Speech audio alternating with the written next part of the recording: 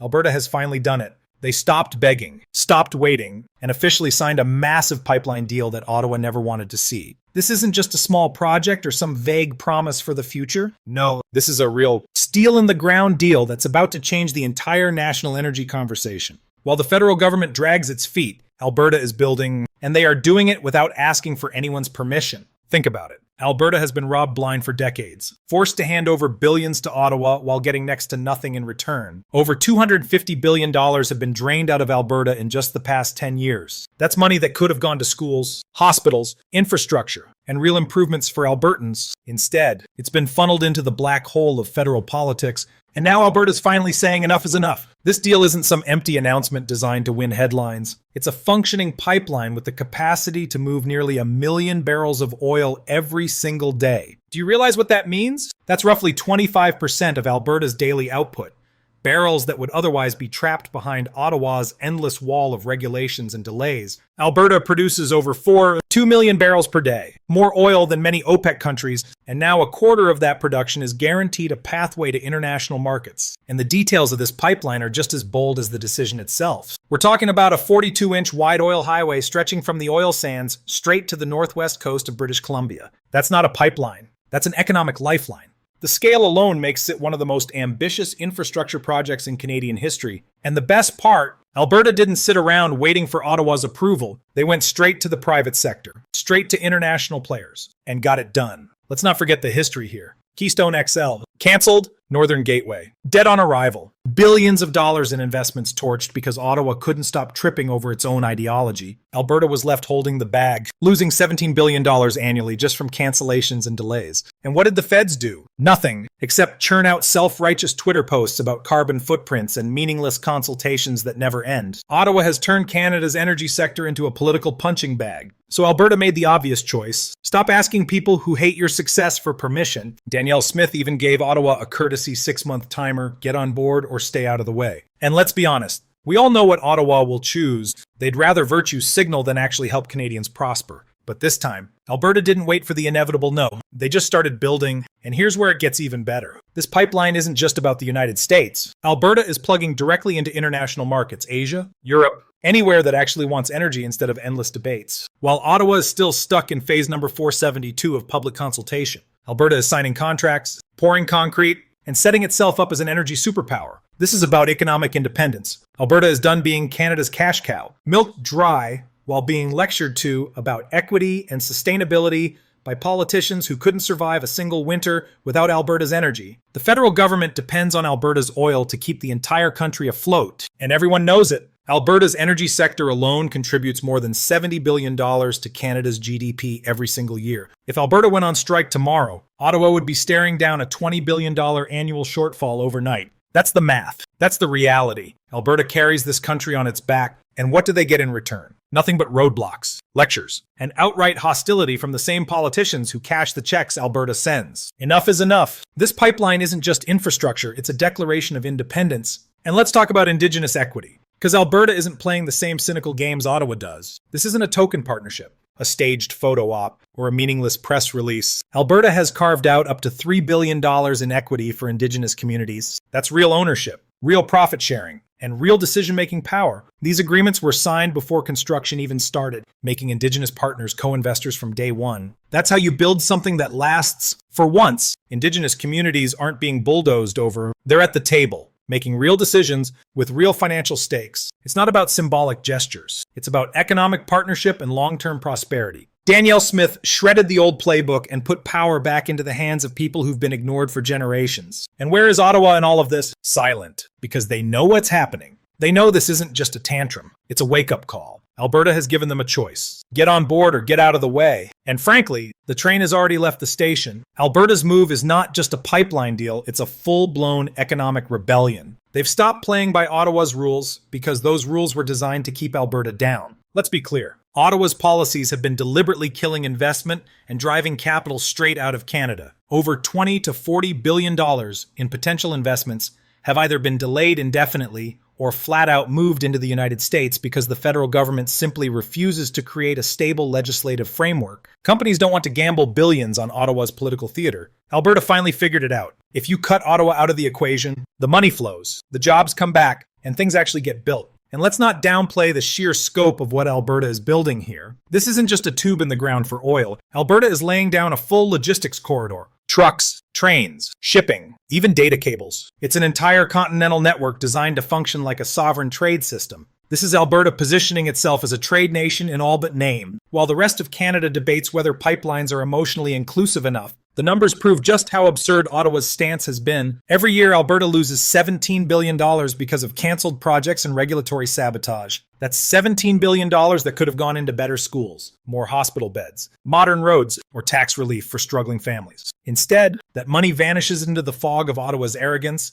And here's the kicker. The federal government itself loses just as much, but they don't care. Because for them, ideology comes first and prosperity comes second. Meanwhile, Alberta is keeping the entire country alive. Without Alberta's oil and gas sector, Canada's GDP would collapse just from Alberta alone. Over $70 billion gets added to the national economy every year. And yet, Ottawa behaves like Alberta is some kind of villain, an enemy to be lectured and punished, all while happily cashing their checks. Without Alberta, Ottawa would be broke tomorrow. They know it, but they refuse to admit it. This pipeline flips the entire game board. It is Alberta saying, "We're done waiting. We're done asking. And we're done subsidizing a broken system." And the reaction from ordinary Albertans has been electric. People are fed up with watching their prosperity sacrificed on the altar of Ottawa's political games. They're tired of waiting for federal approval that never comes, tired of being demonized for producing the very energy that keeps the country alive. And let's not forget, Alberta didn't stop at one pipeline. This deal is tied to new partnerships with Ontario and even Montana. That's right. Alberta is cutting direct cross-border collaborations, not only to move oil, but also to coordinate on resource sharing, public safety, and anti-smuggling operations. These are serious, nation-level agreements being struck while Ottawa is still trapped in endless reconciliation roundtables and empty reports that no one actually reads. Alberta is building real partnerships, while Ottawa is busy writing hashtags. The contrast could not be more brutal. On the one hand, you have Alberta with the clear plan: build infrastructure, expand trade, treat Indigenous partners with respect, and grow wealth for everyone involved. On the other, you have Ottawa clutching its pearls about carbon equity and inclusive consultations that stretch on for years without producing a single tangible result. Alberta is proving that action matters more than words, and the federal government can't stand it. Look at the equity arrangements again because they're groundbreaking. $3 billion for Indigenous communities, real, binding equity, not some symbolic handshake. These agreements weren't added as an afterthought. They were baked into the deal from the beginning. That's why this project already has legal stability, genuine local support, and far less risk of lawsuits and protests. When you treat people with respect and make them co-owners, they become allies instead of obstacles. It's common sense, but apparently it took Alberta to show the rest of the country how it's done. And then there's the raw political message. Alberta isn't hiding it. This pipeline is a giant middle finger to federal policy. It's a rejection of the endless obstruction and the suffocating regulations that have strangled Canada's economy. This isn't just steel and concrete, it's political defiance cast in iron. It says, Alberta will not be Ottawa's cash cow anymore. Alberta will not wait for permission from people who despise their success. Alberta will chart its own path, whether Ottawa likes it or not. For decades, Alberta has contributed more than its fair share to this country, just 11% of the national population. Yet it pumps out 14% of the GDP, and for that, they've been rewarded with hostility,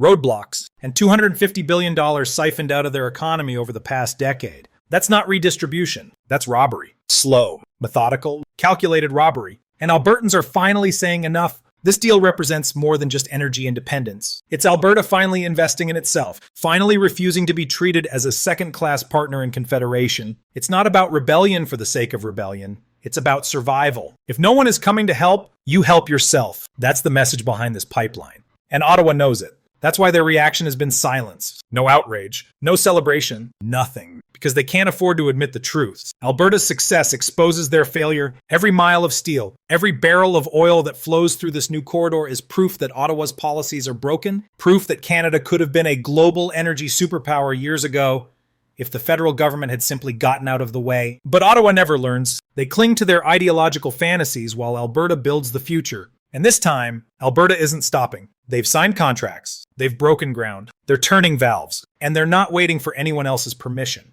Alberta's new pipeline deal is more than a project, it's a message carved into steel. We are done being ignored. For too long, Ottawa has played kingmaker with Alberta's future, killing projects, draining wealth, and blocking opportunities. But this time The tables have turned. Alberta didn't just announce an idea, they built a reality. And that reality is flowing at nearly 1 million barrels per day, bypassing the political circus in Ottawa and plugging directly into markets that actually want Alberta's resources. Think about the symbolism here. Keystone XL was canceled after years of work and billions wasted. Northern Gateway was strangled before it even started. Every single time Alberta tried to expand, Ottawa found a way to slam the door, and yet here we are. Alberta, written off by the political class, is the one building the biggest and boldest energy corridor this country has seen in decades. And this pipeline doesn't just move oil, it moves power. It changes the balance between Alberta and Ottawa. For the first time, Alberta has shown that it doesn't need federal approval, doesn't need federal funding, and doesn't need federal permission. They've proven that when you cut the parasites out of the process, real progress actually happens. Let's put the economics in plain terms. Alberta sends billions to Ottawa every year and gets crumbs back. Over the past 10 years, Alberta has sent $250 billion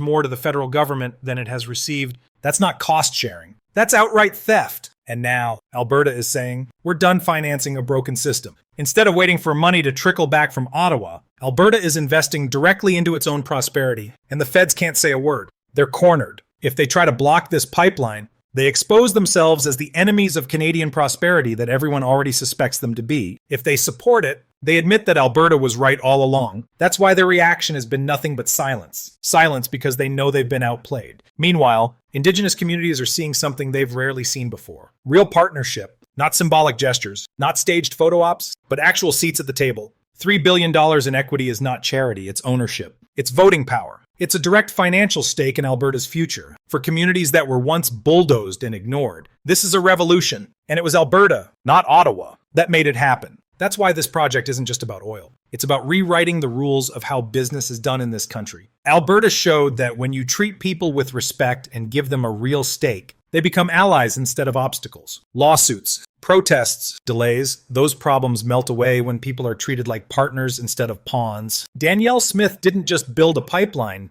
she built a model for how Canada could actually succeed if it wasn't shackled by federal incompetence. And let's look beyond the immediate economics. This corridor is a gateway to the Pacific. It opens up direct trade with Asia, Europe, and beyond. It turns Alberta into a global player, not just a regional supplier shackled to US refiners. This is Alberta stepping onto the world stage as a true energy power. While Ottawa is still writing reports that nobody reads, the numbers don't lie. Alberta produces 5 billion barrels of oil annually. That's more than many OPEC nations. With this pipeline, a quarter of that output is locked into secure, profitable trade routes. Billions in GDP growth, tens of thousands of jobs, and decades of prosperity, all created without federal oversight. That is the power of independence. But this isn't just about economics. It's about pride. Alberta has been treated like a second-class province for decades, carrying the country on its back while being mocked and vilified by politicians in Ottawa. This pipeline is Alberta's way of saying, no more. No more waiting, no more begging, no more apologizing for being successful. This is Alberta standing tall and taking control of its destiny.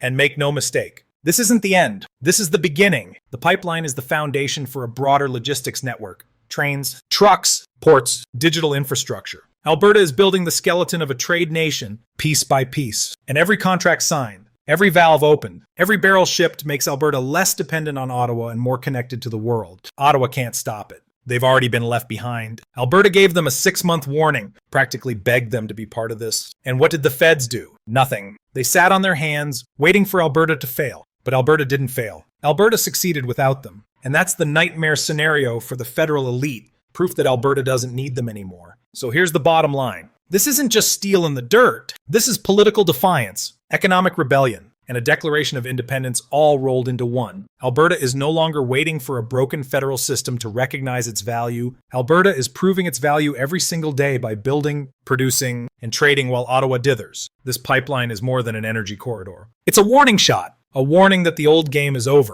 A warning that Alberta will no longer play by Ottawa's rules. And a warning that if the federal government keeps ignoring the West, they will wake up one day and realize they've lost control entirely. Alberta has flipped the National Energy Board. They've broken the cycle of waiting for approvals that never come. And they've proven that when you stop asking permission, you actually get things done. This is just the beginning. Alberta is just getting started. And Ottawa, they can either keep up or get left in the dust. Subscribe now, because Alberta's next move will be even bigger. And trust me, you won't want to miss it.